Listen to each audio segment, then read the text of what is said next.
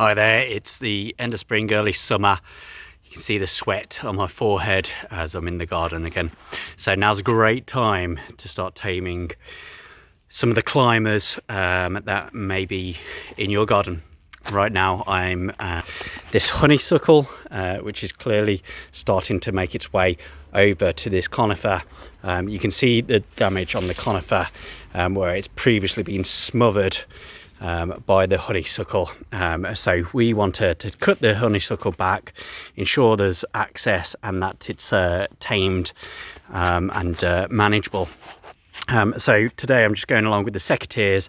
I'm just cutting back, but behind me we can also see a wisteria. Now at this time of the year you would generally start to direct some of the leggy, lanky stems of the wisteria, that's the other climber, and start to create a bit of structure with wisteria.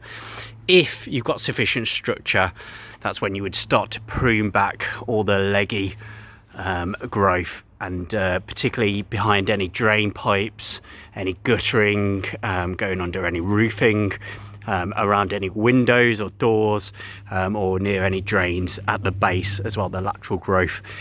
So now's a great time to get up a ladder, inspect your climbers. They probably need a little bit of TLC because they are growing vastly and quickly.